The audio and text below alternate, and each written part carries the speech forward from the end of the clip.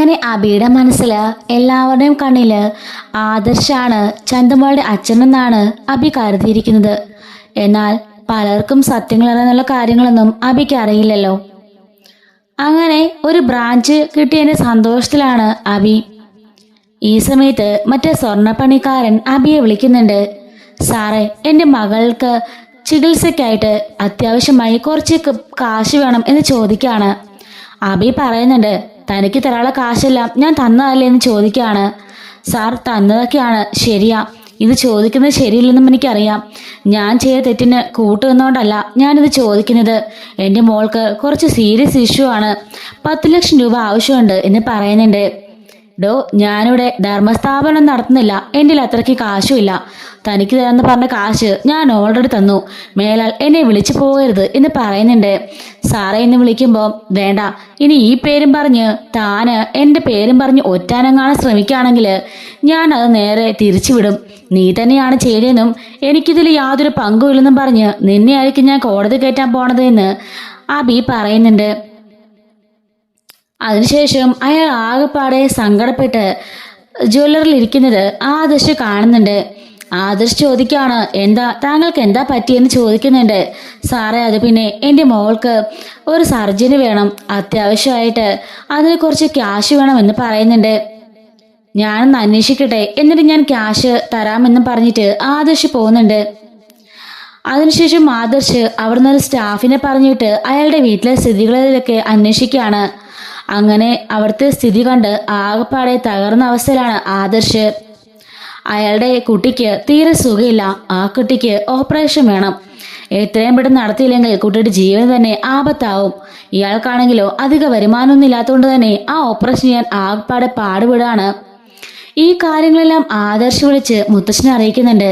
മുത്തശ്ശൻ പറയാണ്, വർഷങ്ങൾ കൊണ്ട് തൻ്റെ വിശ്വസ്തനായിരുന്നു അയാള്, അതുകൊണ്ട് അയാൾ എന്ത് ചോദിച്ചാലും നമുക്ക് നടത്തി കൊടുക്കണം.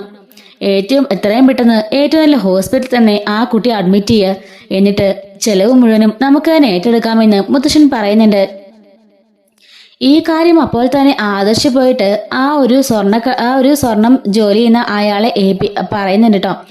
അയാളോട് പറയാണ്, മുത്തശ്ശനെ വിളിച്ച് ഞാൻ കാര്യങ്ങളൊക്കെ പറഞ്ഞു. മുത്തശ്ശൻ പറഞ്ഞത് ഏറ്റവും നല്ല ഹോസ്പിറ്റലിലേക്ക് എത്രയും പെട്ടെന്ന് തന്നെ കുട്ടിയെ ഷിഫ്റ്റ് ചെയ്യണമെന്നാണ്. ചെലവുകളും ബാക്കി എല്ലാ കാര്യങ്ങളും ഞങ്ങൾ നോക്കിക്കോളാം, താനൊന്നും അറിയണ്ട.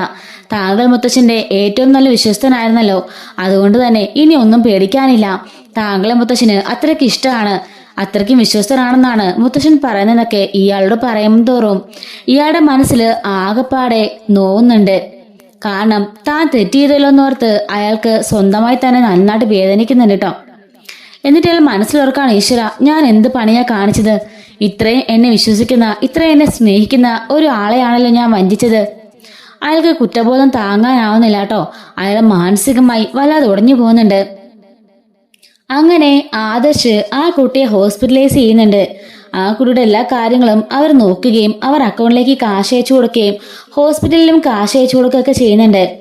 കുട്ടിയുടെ എല്ലാ കാര്യങ്ങളും അവർ നോക്കാണ്. അങ്ങനെ ഓപ്പറേഷനൊക്കെ കഴിയുന്നുണ്ട്. ഇയാൾക്കാണെങ്കിലോ കുറ്റബോധം കാണാൻ സഹിക്കാൻ വയ്യ. മുത്തശ്ശനാണെങ്കിലോ ആ കുട്ടിയെ കാണാനായിട്ട് ഹോസ്പിറ്റലിലേക്കും വരുന്നുണ്ട്. വന്ന് കണ്ട് ആ കുട്ടിയെ അനുഗ്രഹിച്ചിട്ടാണ് പോണത്. ഇദ്ദേഹത്തിനോട് കുറച്ച് ദിവസം ജോലിക്ക് വരണ്ടെന്നും മുത്തശ്ശൻ പറഞ്ഞിട്ടുണ്ടായിരുന്നു. അങ്ങനെ അയാൾക്ക് ഇതെല്ലാം കൂടെ കണ്ടിട്ടും കേട്ടിട്ടും കുറ്റബോധം കാരണം ഒരു തുള്ളി ഉറങ്ങാൻ പോലും സാധിക്കുന്നില്ല. ഭാര്യയോട് നടന്ന സംഭവങ്ങളൊക്കെ പറയാണ്. ഭാര്യ പറയുന്നുണ്ട്, നിങ്ങളത് നന്ദി കിട്ടവനാ, ഇത്രയും കാലം നമ്മുടെ കുടുംബം പോറ്റിയത് തന്നെ അയാൾ കാരണമല്ലേ. അദ്ദേഹം നിങ്ങൾക്കൊരു ജോലി എന്ന് അവിടെ നല്ലൊരു സ്ഥാനം നൽകിയില്ലേ. നമ്മുടെ മൂത്ത മകളെ നമ്മളെ കെട്ടിച്ചയച്ചതും മോന് ജോലിയായതുമെല്ലാം അദ്ദേഹം കാരണമല്ലേ. എന്നിട്ട് അതെല്ലാം മറന്നിട്ടാണോ നിങ്ങൾ ഇമ്മാതിരി ചതി ചെയ്തത് എന്ന് ഭാര്യ ചോദിക്കാണ്. അയാള് പറയുന്നുണ്ട്, അന്ന് നമ്മുടെ മോന്റെ ജോലി ആവശ്യത്തിന് വേണ്ടി കുറച്ച് കാശ് അത്യാവശ്യമായി വന്നില്ലേ, അന്ന് അബി പറഞ്ഞിട്ടാ ഞാനതൊക്കെ ചെയ്തത്. അബി അന്ന് അതിനുള്ള കാശ് തരാന്ന് പറഞ്ഞു. അപ്പോ എനിക്ക് വേറൊന്നും തോന്നിയില്ല. മാസം മാസം കിട്ടുന്നതോട് നോയിക്കൊണ്ടിരുന്ന നമ്മുടെ മോന്റെ ജോലി ശരിയാവില്ലല്ലോ, അതുകൊണ്ടാ ഞാൻ അങ്ങനെയൊക്കെ ചെയ്തത് എന്ന് പറയുന്നുണ്ട്. വേണ്ട, ഇനി ഒന്നും പറയണ്ട, എത്രയും പെട്ടെന്ന് അദ്ദേഹത്തിന്റെ കാല് പിടിച്ച് മാപ്പ് പറഞ്ഞ് ഉള്ള സത്യങ്ങളെല്ലാം ഏറ്റു പറഞ്ഞു എന്ന് ഭാര്യ പറയുന്നുണ്ട്. ഇയാൾക്കും അത് ശരിയാണെന്ന് തോന്നാണ്. ഇയാള് കുട്ടിയെ ഹോസ്പിറ്റലില് ഭാര്യനെയും മൂത്ത മോളെയൊക്കെ ഏൽപ്പിച്ചിട്ട് അവിടെ നേരെ അനന്തപുരിലേക്ക് ചെല്ലാണ്. ഈ സമയം മുത്തശ്ശനും മുത്തശ്ശിയും നവ്യയും എല്ലാവരും അവിടെ ഇരിപ്പുണ്ടായിരിക്കും കേട്ടോ. മുത്തശ്ശൻ ചോദിക്കാണ്, ആഹാ, താങ്കളെന്താ ഇപ്പൊ ഇങ്ങോട്ടേക്ക് വന്നേ? കുട്ടികളുടെ കൂടെ തന്നെ ഹോസ്പിറ്റലിൽ ഇരുന്നാ പോരായിരുന്നോ? എന്തിനാ ഇപ്പൊ ഇങ്ങോട്ടേക്ക് വന്നേ എന്ന് ചോദിക്കുന്നുണ്ട്. അതൊരു കാര്യം പറയാനെന്ന് പറയുമ്പം, വേണ്ട, നന്ദി വാക്കോ മറ്റോ ഒക്കെ ആണെങ്കിൽ അതൊന്നും പറയണ്ട. ഇത്രയും കാലം എന്റെ കൂടെ എന്റെ വിശ്വസ്തനായി നിന്ന ഒരു ജോലിക്കാരനല്ലേ നിങ്ങള്. അപ്പൊ പിന്നെ നിങ്ങളുടെ ഒരു ആവശ്യം വരുമ്പം അത് ചെയ്യേണ്ടത് ഞാനല്ലേ എന്ന് ചോദിക്കാണ്. അപ്പോഴേക്കും ഇയാള് പറയുന്നുണ്ട്, സാർ എന്നോട് ക്ഷമിക്കണമെന്ന് പറഞ്ഞിട്ട് മുത്തശ്ശന്റെ കാൽക്കൽ വീഴാണ്. അപ്പോഴേക്കും അങ്ങോട്ടേക്ക് എല്ലാവരും വരുന്നുണ്ട് കേട്ടോ. അഭി മാത്രം അവിടെ ഉണ്ടായിരിക്കില്ല. താൻ എഴുന്നേറ്റേ, താൻ എന്തൊക്കെയാ കാണിക്കുന്നത്? ഞാൻ പറഞ്ഞില്ലേ അതൊക്കെ എന്റെ കടമയാണ്, പിന്നെ താൻ ഇങ്ങനെയൊക്കെ ചെയ്യേണ്ട കാര്യമുണ്ടോ എന്ന് ചോദിക്കാണ്. സാർ അതല്ല സാർ എന്ന് പറയുമ്പം, എന്താടോ കാര്യം പറയാന്ന് പറയുന്നുണ്ട്. സാർ ഞാൻ വലിയൊരു തെറ്റ് ചെയ്തു എന്ന് പറയുന്നുണ്ട്. എന്ത് തെറ്റാ താൻ ചെയ്തതെന്ന് മുത്തശ്ശൻ ചോദിക്കുമ്പം, അത് പിന്നെ എന്നും പറഞ്ഞ് അയാൾ വിങ്ങിപ്പൊട്ടി കരയുന്നുണ്ട്. പറയടോ താൻ എന്ത് തെറ്റാ ചെയ്തതെന്ന് ചോദിക്കാണ്. അപ്പോഴേക്കും ആദർശം പറയുന്നുണ്ട്, എന്താ താങ്കൾ ഇങ്ങനെ കരയുന്നത്? കരയാതിരിക്ക്, എന്താ പ്രശ്നമെന്ന് ചോദിക്കാണ്. സാറേ, അത് 2-3 മാസം മുമ്പേ നമ്മുടെ ജ്വല്ലറില് ഒരു സ്വർണ്ണക്കടത്ത് ഒരു സംഭവം നടന്നില്ലേ? കള്ളസ്വർണം വന്ന് വിൽക്കുകയൊക്കെ ചെയ്തില്ലായിരുന്നോ? അതിന്റെ കാരണക്കാരൻ ഞാനാണെന്ന് പറയുന്നുണ്ട്. ഇത് കേൾക്കുമ്പോഴേക്കും മുത്തശ്ശനും ആദർശവും ഒക്കെ ഞെട്ടിപ്പോവാണ്. താൻ എന്താ പറഞ്ഞേ? താനാണെന്നോ? അതെ സാർ, ഒരാളെ പറഞ്ഞിട്ടാ ഞാൻ അങ്ങനെയൊക്കെ ചെയ്തേന്ന് പറയുന്നുണ്ട്. ഒരാളെ പറഞ്ഞിട്ടോ? ആര് പറഞ്ഞിട്ട്? മുത്തശ്ശൻ ചോദിക്കുമ്പം അയാൾ പറയുന്നുണ്ട്, സാറേ അത് പിന്നെ അബി എന്ന് പറയുന്നത് കേൾക്കുമ്പോഴേക്കും മുത്തശ്ശൻ ഞെട്ടിപ്പോവാണ്. ആര്, അബിയോ എന്ന് ചോദിക്കാണ്. അതെ, അബി സാറ് പറഞ്ഞിട്ടാ ഞാൻ അങ്ങനെയൊക്കെ ചെയ്തത്, എന്റെ കയ്യില് അതിന് തെളിവുണ്ട് എന്ന് പറയുന്നുണ്ട്. അങ്ങനെ അയാളുടെ ഫോണിൽ നിന്നും അബി തനിക്ക് ക്യാഷ് നൽകിയതും ഈ ഒരു കാര്യം ചെയ്യണമെന്ന് പറഞ്ഞ കാര്യങ്ങളെല്ലാം ഇയാള് സേവ് ചെയ്ത് വെച്ചിട്ടുണ്ടായിരുന്നു. അതെല്ലാം മുത്തശ്ശനെ കാണിച്ചു കൊടുക്കുന്നുണ്ട്. സാർ, അന്നെനിക്ക് ഒരബദ്ധം പറ്റിപ്പോയി. എന്നെ താങ്കൾ ഒരുപാട് വിശ്വസിക്കുന്നുണ്ടെന്നൊക്കെ എനിക്ക് മനസ്സിലായി. എന്റെ മകന്റെ ജോലി ആവശ്യമായിട്ട് കുറച്ച് പണം എനിക്ക് അത്യാവശ്യമായിട്ട് വന്നു. ഈ സമയത്താണ് അബിസാർ എന്റെ അരികിലേക്ക് വരുന്നതും പണം തരാമെന്ന് പറഞ്ഞ് പ്രലോഭിപ്പിച്ച് എന്നെ കൊണ്ട് ഇതൊക്കെ ചെയ്യിച്ചത്. വേണ്ട വേണ്ട എന്ന് ഞാൻ 100 വട്ടം പറഞ്ഞതാ, പക്ഷെ കേട്ടില്ല. എന്നെ കൊണ്ട് നിർബന്ധിച്ച് ചെയ്യിക്കായിരുന്നു. ചെയ്തതിനു ശേഷം ഞാൻ സാറിനോടൊന്ന് പറയുമെന്നൊക്കെ പറഞ്ഞതാ, പക്ഷെ അതൊന്നും അതിന് സമ്മതിച്ചില്ല. ഇപ്പോൾ ആണെങ്കിലോ എന്നെ ഇതിൽ കുടുക്കിയിട്ടിട്ട് അയാളെ രക്ഷപ്പെടുമെന്ന് പറഞ്ഞ് എന്നെ ഭീഷണിപ്പെടുത്താണെന്നും പറഞ്ഞ് ഇയാൾ പറയാണ്. എന്റെ മോളുടെ ഒരു കേസ് വന്നപ്പോ ഞാൻ അബിയെ വിളിച്ചതാ. അതിനൊന്നും പറ്റില്ലെന്നും തനിക്കിപ്പോ ഒരു ബ്രാഞ്ച് ഉണ്ടെന്നും എനിക്ക് തന്നെ അതിനൊന്നും തികയുന്നില്ലെന്നും പറഞ്ഞ് അയാളെ കട്ടാക്കി. അതിനുശേഷം ഞാന് ആദർശ് സാറിനോട് പറഞ്ഞപ്പോഴാ എന്റെ മോളുടെ ജീവൻ തന്നെ രക്ഷപ്പെടുത്തിയത്. അതും കൂടെ ആയപ്പോ കുറ്റബോധം കാരണം എനിക്ക് ഉറങ്ങാനും ഉണ്ണാനും വയ്യാത്ത അവസ്ഥയായി. എങ്ങനെയെങ്കിലും സാറിനോട് വന്ന് തെറ്റുകളെല്ലാം ഏറ്റുപറയണമെന്ന് എനിക്ക് തോന്നിയെന്ന് പറഞ്ഞുകൊണ്ട് അയാൾ കരയുന്നുണ്ട്. അതുമാത്രമല്ല, ഈ കേസ് അന്വേഷിക്കുന്ന ആ പോലീസുകാരനും അബിസാറ് കാശ് കൊടുത്തിട്ടുണ്ട്. അതുകൊണ്ടാണ് കേസ് മന്ദഗതിയിൽ പോകുന്നത്. അയാള് അതൊന്നും അന്വേഷിക്കില്ല. കുറച്ചു കാലം കഴിയുമ്പോഴേക്കും കേസിന്റെ കാലാവധി കഴിഞ്ഞെന്നും പറഞ്ഞ് ക്ലോസ് ചെയ്യാനാണ് അവരുടെ പ്ലാനിങ് എന്നും ഇയാൾ പറയുന്നുണ്ട്. ഇതൊക്കെ കേൾക്കുമ്പോഴേക്കും നവി വന്നിട്ട് പറയുന്നുണ്ട്, മുത്തശ്ശ ഇതൊന്നും വിശ്വസിക്കരുത്, ഇതെല്ലാം കള്ളത്തരാണ്. ഇയാളെ കൊണ്ട് മനഃപൂർവ്വം ആദർശയുടെ എന്തൊക്കെ ചെയ്യിപ്പിച്ചായിരിക്കുമെന്ന് പറയുമ്പം ആദർശ് പറയാണ്, നവ്യ അനാവശ്യം പറയരുത്, ഞാനിതൊന്നും അറിഞ്ഞിട്ട് കൂടിയില്ല. ഈ ഒരു സ്വർണം അന്ന് ഈ പ്രശ്നം ഉണ്ടായപ്പോ തൊട്ടേ ഞാൻ അന്വേഷിക്കുകയാണ് ഇതിന് പിന്നിൽ ആരാണെന്ന്. ഇതുവരേക്കും ഒരെത്തും പിടിയും കിട്ടിയില്ല. ഇപ്പോഴാണ് ഇദ്ദേഹം ഇങ്ങോട്ട് വന്ന് പറയുന്നതെന്ന് പറയുമ്പം നവ്യ പറയുന്നുണ്ട്, കാശ് കൊടുത്തപ്പോ അബിയുടെ അങ്ങോട്ട് ചെരിഞ്ഞെന്നാണല്ലോ ഇയാൾ പറഞ്ഞത്. അങ്ങനെ തോന്നുമ്പം ഇയാൾക്ക് കാശിന്റെ ആവശ്യം ഏറെയുണ്ട്. അതുകൊണ്ട് ആദിശേട്ടൻ കാശ് കൊടുത്ത് ഇതൊക്കെ ചെയ്യിപ്പിച്ചതാണെന്ന് നവ്യ പറയുമ്പം മുത്തശ്ശൻ പറയുന്നുണ്ട്, അപ്പൊ ഇയാള് കാണിച്ച വീഡിയോ എന്താ നവ്യെ എന്ന് ചോദിക്കാണ്. എന്നിട്ട് മുത്തശ്ശൻ പറയുന്നുണ്ട്, ആർക്കും മനസ്സിലായില്ലെങ്കിലേ ഒന്നുകൂടി കാണിക്കാന്നും പറഞ്ഞ് ആദർശിനെ കൊണ്ട് ആ വീഡിയോ TV പ്ലേ ചെയ്യിക്കാണ്. അപ്പൊ കൃത്യമായിട്ട് നമ്മുടെ അബി പറയുന്നുണ്ട്, ഇന്ന കാര്യങ്ങളൊക്കെ ചെയ്യണം, അങ്ങനെ വരുന്ന കാശ് അതിന്റെ പകുതി തനിക്കാണ് എന്നൊക്കെ പറഞ്ഞ് അവർ ഡീലിനെ കുറിച്ച് സംസാരിക്കുന്നതും ആ കള്ളത്തരം ചെയ്യാനുള്ള എല്ലാ വഴികളും അബി പറഞ്ഞു കൊടുക്കുന്നതുമായ കാര്യങ്ങൾ ഫുള്ളും തന്നെ ആ ഒരു വീഡിയോയിലുണ്ട്.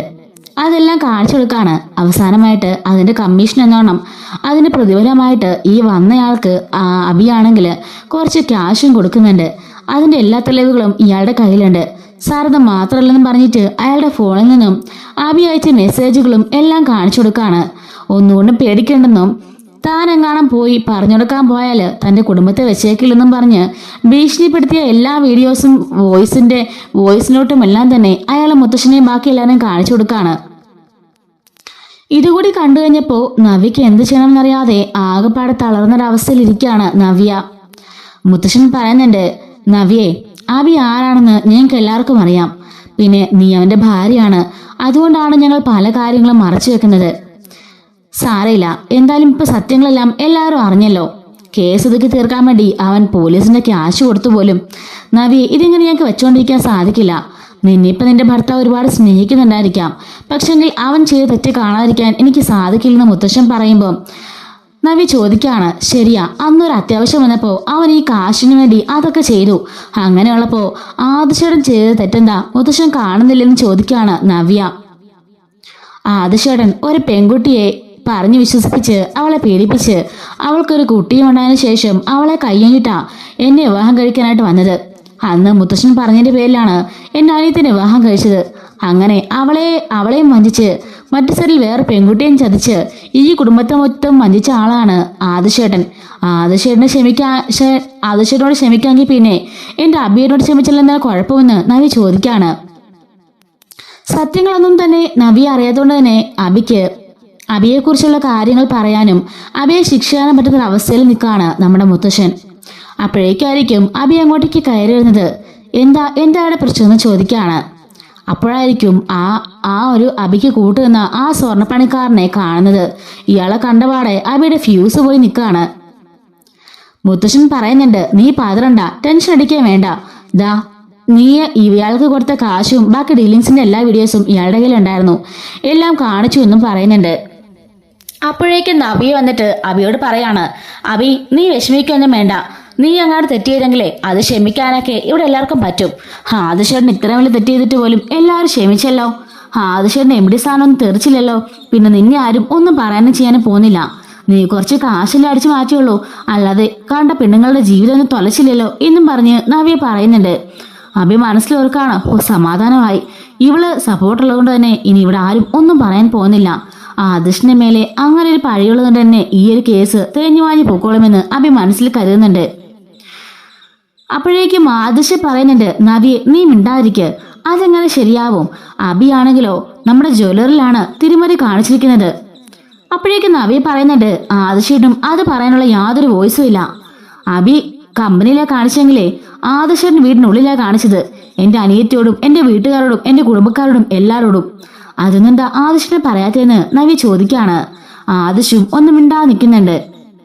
ഇങ്ങോട്ട് വാ അബി, ആരും എന്ത് വേണമെങ്കിലും പറഞ്ഞോട്ടെ, നീ ഒന്നും മൈൻഡ് ചെയ്യണ്ട.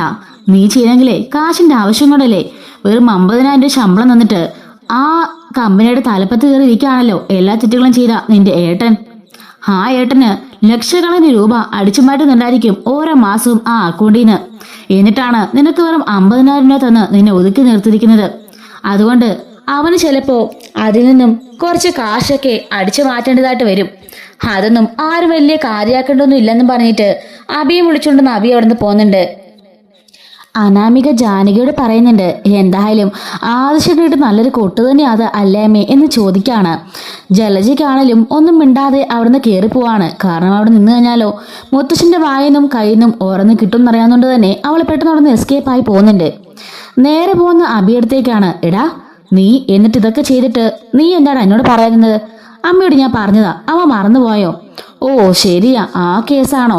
എന്നിട്ട് എത്ര രൂപ കിട്ടിയടാ? അതൊക്കെ കിട്ടി. അതൊക്കെ ഞാൻ എൻ്റെ ഭാര്യയ്ക്ക് കുറച്ച് സ്വർണ്ണമൊക്കെ വാങ്ങിച്ചുകൊണ്ട് കൊടുത്തു അല്ലേ നവിയെ എന്ന് ചോദിക്കാണ്. അതെ അമ്മേ, എനിക്ക് ഇവന് സ്വർണ്ണമൊക്കെ വാങ്ങിച്ചിട്ട് തന്നിരുന്നു. സ്വർണവും ഡ്രസ്സും അങ്ങനെ എല്ലാ കാര്യങ്ങളും ഹോസ്പിറ്റലിലെ കാര്യങ്ങളെല്ലാം നോക്കിയതും ഇവൻ തന്നെയല്ലേ എന്ന് പറയാണ്. വെറും 50,000 രൂപ മാത്രമേ എൻ്റെ ഭർത്താവിന് ശമ്പളം കൊടുക്കുന്നുള്ളായിരുന്നു. അതുകൊണ്ടല്ലേ എൻ്റെ ഭർത്താവ് അങ്ങനെയൊക്കെ ചെയ്തത്. പിന്നെ ഇനിയിപ്പോൾ അതിൻ്റെ ആവശ്യമില്ലല്ലോ അല്ലേ അബിയേട്ടാ? ഇപ്പോൾ തന്നെ അബിക്ക് ഒരു ബ്രാഞ്ച് കിട്ടിയില്ലേ, ഇനിയിപ്പം നമുക്ക് ഇഷ്ടമുള്ളതൊക്കെ ചെയ്യാമല്ലോ എന്ന് നവ്യ പറയുന്നുണ്ട്. അബി പറയുന്നുണ്ട്, നവ്യെ നിന്നെ ഭാര്യ കിട്ടിയത് എന്റെ ഭാഗ്യ. ഇപ്പൊ അവിടെ നീ അങ്ങനെ പ്രതികരിച്ചില്ലായിരുന്നെങ്കിലേ ഒരുപക്ഷെ എന്നെ ഇവിടുന്ന് അടിച്ച് പുറത്താക്കിയേനെ. ഞാൻ ചെയ്ത തെറ്റുകൾ മാത്രമേ എല്ലാരും കാണുള്ളൂ. ആദിശയും തെറ്റുകളൊന്നും ആരും കാണില്ലല്ലോ. അവൻ എന്ത് തെറ്റ് ചെയ്താലും എല്ലാരും അവനെ തലപ്പത്താക്കി വെച്ചിരിക്കുകയാണല്ലോ. അവനെ ഇവിടുന്ന് മാറ്റാനും പോകുന്നില്ല, അവനെ ശിക്ഷിക്കാനും പോകുന്നില്ല. ശിക്ഷ മൊത്തം കിട്ടുന്നത് എനിക്കാണല്ലോ എന്നൊക്കെ ഇവൻ പറയുന്നുണ്ട്. എന്നിട്ട് നവി പറയാണ്, ഞാൻ ഉള്ളിടത്തോളം കാലം അബി നിനക്കൊരു കുറ്റവും സംഭവിക്കാൻ ഞാൻ സമ്മതിക്കില്ല. എല്ലാവരും ശ്രമിച്ചാലും അതിന് ഞാൻ തടയിട്ടോളാമെന്നും നവ്യ പറയുന്നുണ്ട്.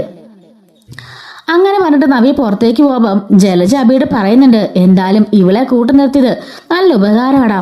ഈ വീട്ടിൽ അടിയും പ്രശ്നമൊക്കെ ഉണ്ടാക്കണമെങ്കിലേ ഇവളുണ്ടെങ്കിലേ പറ്റുള്ളൂ. അതെ അമ്മേ, അല്ലെങ്കിൽ ഈ കേസും പറഞ്ഞ് മുത്തശ്ശൻ എന്നെ ജയിലിൽ കയറ്റിയാനെ. പക്ഷെ ഇപ്പം അവളുടെ ആ ഒരു പെർഫോമൻസ് കാരണം ഞാൻ രക്ഷപ്പെട്ടില്ലേ എന്ന് അബി പറയുന്നുണ്ട്. അതുകൊണ്ട് ഇവളെ ഇങ്ങനെ സോപ്പിട്ട് നിൽക്കുന്നതാണ് നല്ലത്. അവസരം വരുമ്പം അവളെ തോണ്ടി പുറത്ത് കളയുമെന്നും അബി പറഞ്ഞ് ചിരിക്കുന്നുണ്ട്. ഇതുപോലെ എല്ലാ ദിവസവും നമ്മുടെ ചാനലിലൂടെ ഓരോ വീഡിയോസ് അപ്ലോഡ് ചെയ്യുന്നുണ്ട് കേട്ടോ. മിസ്സാതിരിക്കാൻ ചാനലൊന്ന് സബ്സ്ക്രൈബ് ചെയ്ത് നമ്മൾ സപ്പോർട്ട് ചെയ്യണം കേട്ടോ. Thanks for watching.